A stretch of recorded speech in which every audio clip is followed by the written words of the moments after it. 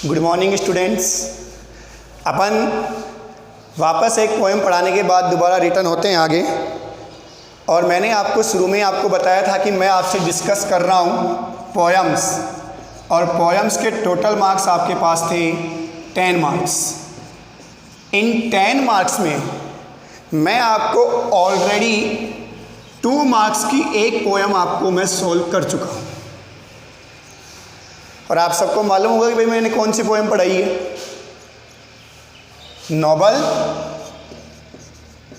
Nature, इसके बारे में हम आपसे डिस्कस कर चुके हैं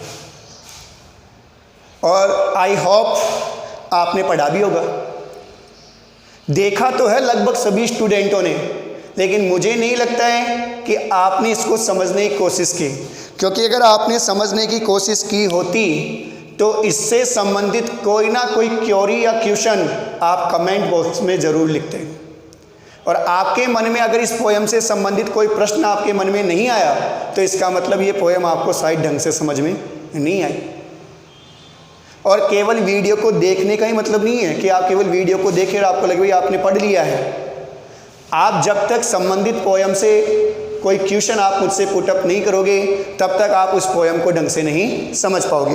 तो अगर आपको कोई ऐसी प्रॉब्लम हो इस पोएम से संबंधित तो आप उससे संबंधित क्वेश्चन आप मुझसे पूछ सकते हो। कमेंट बॉक्स में आप अपना क्वेश्चन लिख सकते हो। नेक्स्ट वीडियो में मैं उसको सॉल्व करने की कोशिश करूँगा। ये फर्स्ट पोएम। सेकंड पोएम के बारे में आज अपन बात करते हैं, ए बॉय सॉन्ग, एक लड़के का गीत। ये आपकी जो पोएम है, मैं ऑलरेडी आपको बता चुका हूं कि हर पोएम अगर आप एवरेज निकालो तो 2 मार्क्स की होगी आपके लिए, क्योंकि आपके सिलेबस में 5 पोएम है। तो प्रत्येक पोएम आपके लिए कितने नंबर की हो सकती है? 2 नंबर की आपकी हो सकती है। ए बॉय सॉन्ग, एक लड़के का गीत।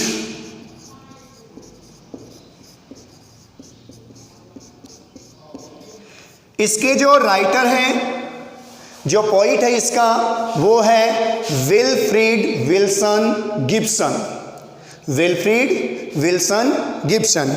और इस पोएम को पढ़ने से पहले जब भी आप इस वीडियो को देखें आपके सामने आपकी बुक होनी चाहिए, क्योंकि अगर आपके सामने बुक होगी तो आप इजीली इस पोएम को समझ पाओगे। इस कविता में अगर मैं आपको इस कविता का सारांश में अगर आपको बताना चाहूँ तो इस कविता में कवि ने प्रकृति का बहुत सुंदर वर्णन किया है। प्रकृति का एक पार्ट होता है बर्ड्स। कौन होता है? Birds are part of nature. प्रकृति का ही एक हिस्सा होते हैं कौन? बर्ड्स। और इन बर्ड्स के बारे में कवि ने क्या किया है? इस कविता में बहुत सुंदर वर्णन किया है। अब आपकी बात होगी कि सर इन्होंने अपना टाइटल ए बॉय सॉन्ग ही क्यों लिखा या क्यों रखा? टाइटल तो हो सकता था ए मैन सॉन्ग, एक आदमी का गीत। वुमन सॉन्ग तो हम इंक्लूड कर नहीं सकते, गर्ल सॉन्ग भी इंक्लूड नहीं कर सकते, क्योंकि इस कविता में कवि ने, विल्सन ने स्वयं का वर्णन किया है, इसलिए वुमन या गर्ल्स तो इसका टाइटल हो नहीं सकता था। अब आप प्रश्न करोगे कि सर जब उन्होंने अपने आप को इस कविता में इंक्लूड किया है तो वो इसका टाइटल ए मैन सॉन्ग भी रख सकते थे, इन्होंने ए बॉय सॉन्ग ही क्यों किया? तो देखिए मैं आपको इसका रीजन देता हूं कि इन्होंने बॉय सॉन्ग ही क्यों रखा। क्योंकि एक लड़के की भावना में और एक मैच्योर व्यक्ति की भावना में बहुत बड़ा अंतर होता है। आप अगर उसने बॉय सॉन्ग इसलिए टाइटल को चुना क्योंकि वो कह रहा है कि जब मैं खुद एक लड़का था, एक बाल्य अवस्था में था, उस समय प्रकृति के प्रति, प्रकृति के जो पार्ट हैं, बर्ड्स हैं, उनके प्रति मेरे व्यू अलग थे। और जब मैं एक मैच्योर व्यक्ति बन गया तो प्रकृति के प्रति मेरे व्यू क्या हो गए थे? अलग हो जाते हैं। एक लड़के को अगर आप देखते हो, अगर वो कबूतर को उड़ता हुआ देखता है, स्पैरो चिड़ियाओं को अगर वो उड़ता हुआ देखता है तो उसके मन में एक आनंद की भावना उत्पन्न होती है। वो उनको स्वतंत्र रूप में उड़ता हुआ देख करके फील द हैप्पीनेस, एक बालक क्या करता है? प्रसन्नता महसूस करता है। लेकिन जैसे ही एक बॉय, एक बालक क्या कर जाता है? Change into the mature age, एक परिपक्व अवस्था में आ जाता है, एक मैन की अवस्था में आ जाता है, उस समय क्या हो जाता है? वो उस ब्यूटी पर ब्यूटी पर क्या करने लग जाता है? पोजेशन, आधिपत्य की भावना पालने लग जाता है। जब तक वो बालक रहता है तब तक तो वो क्या करता है? प्रकृति की विभिन्न चीज़ों को देख करके, बर्ड्स को देख करके, ठीक है, एनिमल्स को देख करके वो क्या करता है? बहुत हैप्पी होता है जब वो उनको स्वतंत्र रूप से आकाश में उड़ता हुआ देखता है, बर्ड्स को। लेकिन जैसे जैसे वो बड़ा होता जाता है वैसे वैसे वो प्रकृति की सुंदरता पर अपना आधिपत्य रखना शुरू करने लग जाता है। फिर वो सोचता है कि अगर मैं इस तोते को अपने पास पिंजरे में कैद कर लूँ तो ये सुंदरता हमेशा के लिए मेरी हो जाएगी। वो उसको अपने होम, अपने घर के डेकोरेशन के लिए क्या करने लग जाता है? उन चीज़ों का यूज करना शुरू करने लग जाता है। इसलिए कवि ने कहा कि ए बॉय सॉन्ग, एक लड़के का गीत, क्योंकि लड़का जब वो बाल्य अवस्था में होता है तो प्रकृति के प्रति, उसके प्रकृति के जो हिस्से हैं उनके प्रति उसकी भावना क्या होती है? बहुत ही शुद्ध होती है, बहुत ही प्योर, बहुत ही पवित्र होती है। इसलिए उसने टाइटल किसको चुना? A boy song. अब मैं आपसे डिस्कशन करता हूं इस पोयम के बारे में। कवि इस कविता में शुरुआत करता है अपनी एक लाइन से, because I set no snare. अपनी पहली लाइन को ही वो किससे स्टार्ट कर देता है? बिकॉज से। और आप जानते हैं कि बिकॉज का अर्थ क्या होता है? क्योंकि। और हम बिकॉज का प्रयोग कब करते हैं? जब वो किसी प्रश्न का जवाब दे रहा होता है। जब हम किसी प्रश्न का जवाब देते हैं तो हम उसके आंसर को किससे स्टार्ट करते हैं? बिकॉज से। तो यहाँ पर कवि ने अपनी पहली लाइन स्टार्ट कर दी, because I set no snare. कवि कह रहा है कि I set no snare. Snare का मतलब क्या होता है? जाल, पिंजरा। आई सेट, सेट का मतलब हम बहुत बार यूज करते हैं सेट शब्द को, कि मैंने अपना रूम है वो सेट कर लिया है, मैंने अपना बिस्तर है वो बिल्कुल क्या कर लिया है? सेट कर लिया है। सेट का मतलब व्यवस्थित करना, लगाना। आई सेट नो स्नेयर। कवि कह रहा है कि मैं किसी प्रकार का कोई जाल नहीं बिछाता हूं। पोयम के शुरू में वो आपको जवाब दे रहा है कि आई सेट नो स्नेयर, कि मैं किसी भी प्रकार का कोई भी जाल नहीं बिछाता हूं। किसके लिए? For the birds, for birds. मैं पक्षियों को कैद करने के लिए, पक्षियों को पकड़ने के लिए मैं किसी प्रकार का कोई जाल नहीं बिछाता हूं, बल्कि क्या कर देता हूं? But I leave them fly free. बल्कि मैं क्या कर देता हूं? उनको लीव, छोड़ देता हूं, जाने देता हूं, देम, उन्हें, fly free in the sky, आकाश में उनको स्वतंत्र रूप से उड़ने के लिए मैं क्या कर देता हूं? उनको छोड़ देता हूं। और मैं उनके लिए क्या नहीं करता हूं? जाल नहीं बिछाता हूं। अब आप कहोगे सर प्रश्न क्या था जिसका ये जवाब दे रहे हैं? तो देखो प्रश्न ये आ रहा है, इसीलिए क्या होते हैं? ऑल द बर्ड्स बिलोंग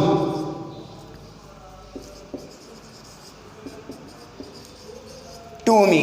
इसलिए सभी पक्षी क्या करते हैं? मुझसे संबंध रखते हैं। ऑल बर्ड्स, सारे के सारे पक्षी जो हैं वो क्या करते हैं? बिलोंग टू मी, मेरे साथ क्या करते हैं? संबंध रखते हैं। ध्यान रखिएगा, इस पोयम में सिर्फ और सिर्फ किसका डिस्कशन किया गया है? बर्ड्स का, नॉट एनिमल्स। इस पूरी कविता में उसने कहीं पर भी जानवरों का प्रयोग नहीं किया है, सिर्फ और सिर्फ किसका प्रयोग किया है? बर्ड्स। ये आपको मैं इसलिए बता रहा हूँ क्योंकि आपकी एक पोयम और आएगी जिसमें डिस्कशन किया गया है एनिमल्स का, और आप वहाँ पर क्या हो जाते हो? कन्फ्यूज हो जाते हो कि ये कौन सी पोयम है। बर्ड्स का उल्लेख किया गया है ए बॉय सॉन्ग में, और जो एनिमल्स का वर्णन किया जाएगा वो एक नई पोयम आएगी जिसका नाम है स्नेयर, तो उसमें वर्णन किया जाएगा। तो देखो ये तीन लाइनें जो आपकी स्टार्ट होती है इस पोयम में, वो शुरुआत करती है कि because I set no snare, कि मैं क्या करता हूँ? सेट, लगाता हूँ, नो स्नेयर, किसी प्रकार का कोई भी जाल मैं नहीं बिछाता हूँ। But I them fly free, बल्कि मैं क्या कर देता हूं? उन पक्षियों को क्या कर देता हूं? डैम लीव, उनको छोड़ देता हूं, फ्लाई फ्री, स्वतंत्र रूप से उन्हें उड़ने के लिए छोड़ देता हूं। और ये कौन से प्रश्न का जवाब दे रहा है? कि all birds belong to me, कि सारे के सारे पक्षी क्या करते हैं? बिलोंग टू मी, मुझसे संबंध रखते हैं। बिलोंग टू मी, सारे के सारे बर्ड्स मुझसे क्या रखते हैं, संबंध रखते हैं। अब प्रश्न ये उठता है कि why do all the birds belong to the poet, सारे के सारे पक्षी कवि से संबंध क्यों रखते हैं? तो आपका आंसर आएगा क्यों रखते हैं, बिकॉज, क्योंकि आई सेट नो स्नेयर, क्योंकि मैं क्या नहीं करता हूं, नो स्नेयर, कोई जाल नहीं बिछाता हूं, टू कैच द बर्ड्स, उन उड़ते हुए पक्षियों को पकड़ने के लिए मैं किसी प्रकार का कोई जाल नहीं बिछाता हूं, बल्कि क्या कर देता हूं, आई लीव देम, मैं उनको जाने देता हूं, फ्लाई फ्री, आकाश में स्वतंत्र रूप से उड़ने के लिए मैं उनको क्या करता हूं, जाने की अनुमति दे देता हूं। इसीलिए सारे पक्षी क्या करते हैं, बिलोंग टू मी, मुझसे संबंध रखते हैं। ये आपका पहला प्रश्न और उस प्रश्न के साथ में दिया हुआ आंसर। देखो ये नेचुरल बात है, अगर कोई चीज़ हमसे डरती है, अगर हम किसी बालक को डांटते हैं तो वो बालक हमारे पास आने से क्या करता है, डरता है। लेकिन अगर वही बालक, अगर हम उस बालक को प्रेम करेंगे तो वो बालक बार बार हमारे पास क्या आएगा, हमारे नज़दीक आएगा। वही स्थिति यहाँ पर है। कवि कहता है कि मैं क्या करता हूँ, बर्ड्स से लव करता हूँ, मैं उन पर अपना पोजीशन, अपना आधिपत्य नहीं रखता हूं, मैं उनको क्या करता हूं, स्वतंत्र रूप से उड़ने की अनुमति देता हूं। इसलिए वो पक्षी बिना डरे क्या करते हैं, मेरे पास आते हैं, और सारे पक्षी क्या करते हैं, बिलोंग टू मी, मुझसे संबंध रखते हैं। दैट इज क्लियर, आपका पहला पॉइंट और पहला क्वेश्चन। यहाँ पर अगर मैं इसकी थीम की बात करूँ कि कवि इस पोएम में क्या थीम शो करना चाहता है, तो कवि यही कहता है कि जो बर्ड्स है वो क्या है, पार्ट ऑफ ए नेचर, प्रकृति का एक हिस्सा है, जैसे कि ह्यूमन, जैसे कि हम मनुष्य हैं, हम भी क्या हैं, प्रकृति के एक हिस्सा हैं। और कवि कह रहा है कि ये बर्ड्स क्या करते हैं, गिव द हैप्पीनेस, मनुष्य को क्या करते हैं, प्रसन्नता प्रदान करते हैं, नेचर को हैप्पीनेस प्रदान करते हैं। क्यों करते हैं, कब करते हैं, व्हेन, जब they fly in the free in the sky, जब वो आकाश में स्वतंत्र रूप से उड़ते हैं ना, उस समय वो क्या करते हैं, पक्षियों को बहुत ही शानदार तरीके से क्या करते हैं, ये पक्षी हमको भव्यता, सुंदरता हमको प्रदान करते हैं।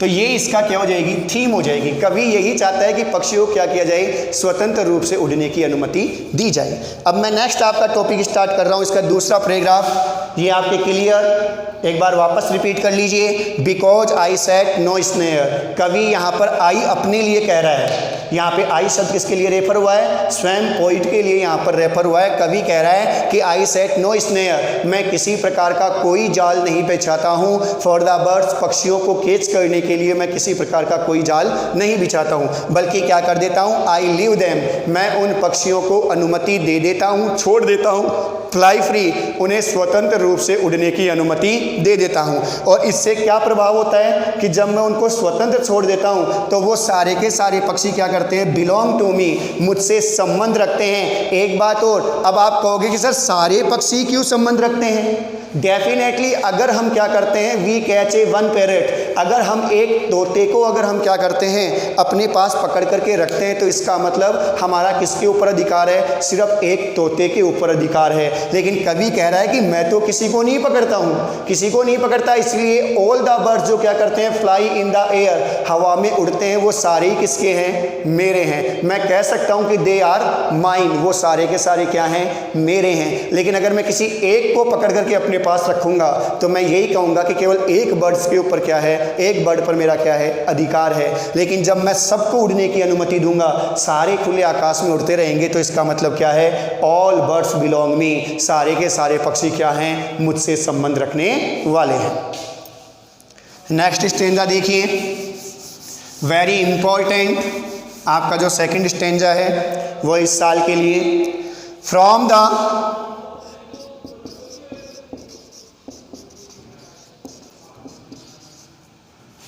Blue tit on slow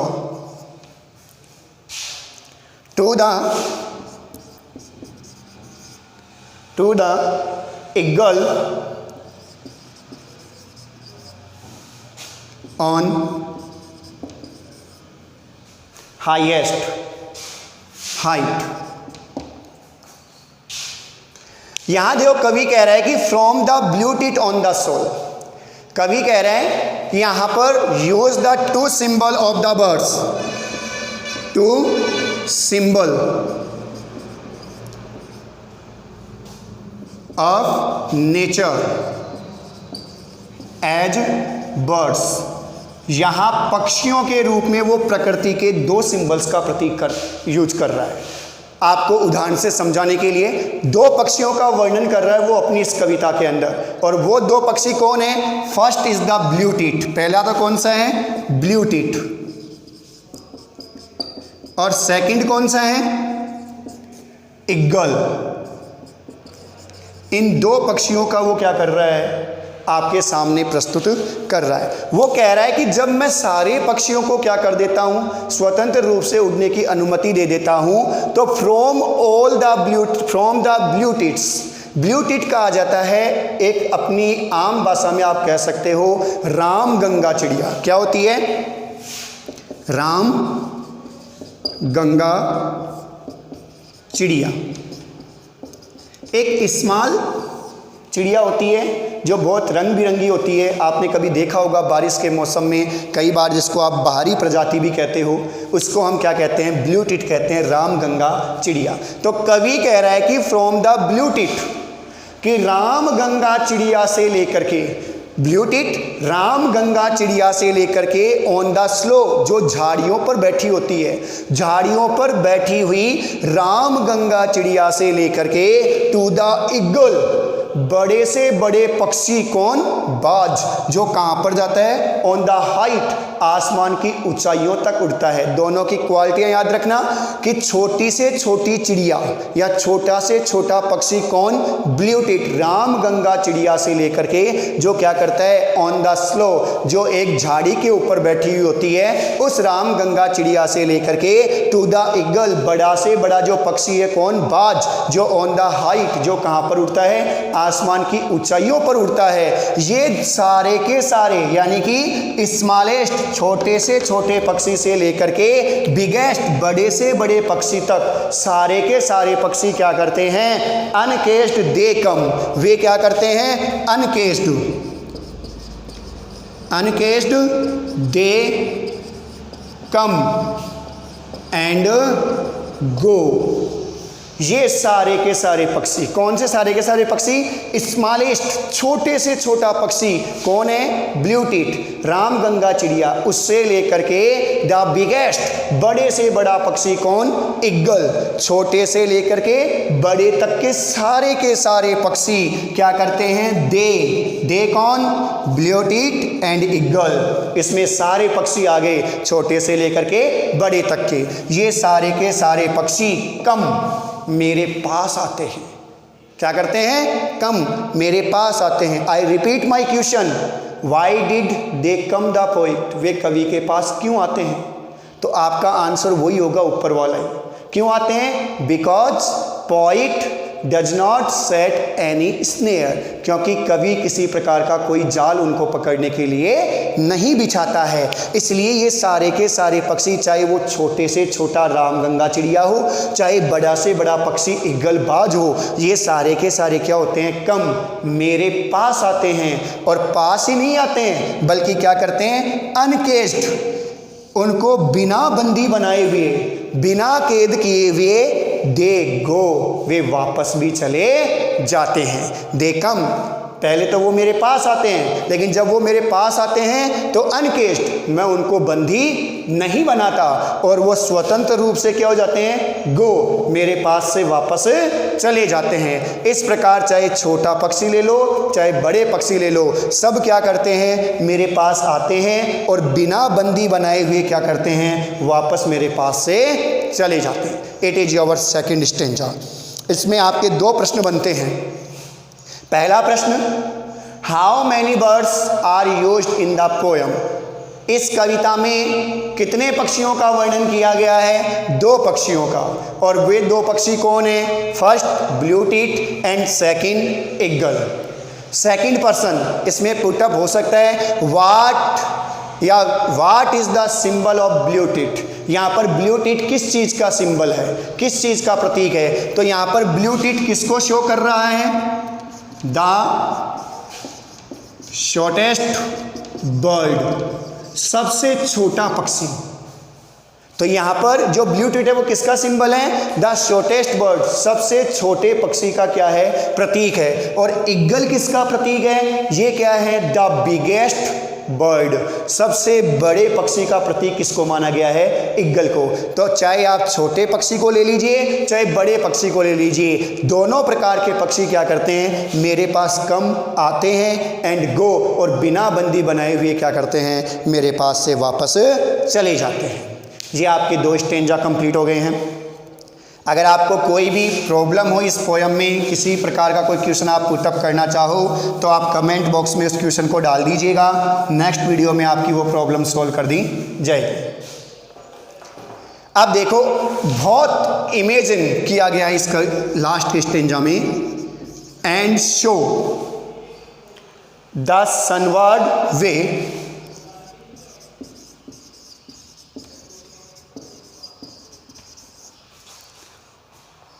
I shore on the eagle's wing. I shore on the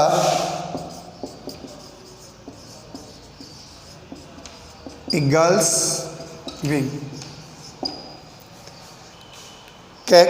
अपने एक हिंदी में एक बहुत कहावत है कि जहाँ न पहुँचे रवि वहाँ पहुँचे कवि। यहाँ पर इतनी शानदार इमेजनरी की गई है, वेरी ब्यूटीफुल इमेजनरी, बहुत भव्य उसने कल्पना की है। कवि कह रहा है कि जब मैं ईगल बाज पक्षी को आसमान की ऊंचाइयों पर उड़ता हुआ देखता हूं ना, तो आई बिकम सो हैप्पी, तो मैं उसको देख करके इतना अधिक खुश होता हूं, इतना अधिक डिलाइट, इतना अधिक आनंद महसूस करता हूं कि आई फील, कि मैं खुद ऐसा महसूस करता हूं जैसे मानो कि आई श्योर, कि मैं क्या कर रहा हूं? सौर का मतलब उड़ना, कि मैं उड़ रहा हूं। कहां पर? ऑन द ईगल्स विंग, बाज के पंखों पर बैठ करके मैं क्या कर रहा हूं? सौर, उड़ रहा हूं। और किधर जा रहा हूं? टुवर्ड्स द सनवर्ड वे, सूर्य की ओर। किधर जा रहा हूं? और मैं उसके पंखों पर बैठ करके सूर्य की ओर जा रहा हूं। I repeat my words, here the poet not in reality, कवि यहाँ वाकई में सूर्य की ओर नहीं जा रहा है, और ये आप भी जानते हो कि इट इज़ नॉट पॉसिबल, ये संभव नहीं है। लेकिन यहाँ पर इन 2 लाइन्स कवि क्या कर रहा है? सिर्फ इमेजिन, कल्पना कर रहा है। यहाँ कवि कह रहा है कि when I see the eagle in the highest of the sky, जब मैं बाज पक्षी को स्वतंत्र रूप से आकाश की ऊंचाइयों में उड़ता हुआ देखता हूं ना, तो माई हार्ट, तो जो मेरा हृदय है वो become so happy and delight, तो मेरा जो हृदय है वो इतना आनंदमय हो जाता है कि आई फील, कि मैं खुद ऐसा महसूस करता हूं कि आई माई सेल्फ, कि मैं स्वयं क्या कर रहा हूं? सिट, बैठा हुआ हूं। कहां पर? ऑन द ईगल्स विंग, उस बाज पक्षी के पंख पर मैं क्या हूं? स्वयं बैठा हुआ हूं। और उसके पंखों पर बैठ के मैं किधर जा रहा हूं? सनवर्ड वे, मैं सूर्य की ओर में क्या कर रहा हूं? जा रहा हूं। यहां पर कवि ने क्या किया है? इमेजिन किया है। और लास्ट की लाइन में वो कह रहा है कि and in my heart all day the blue tit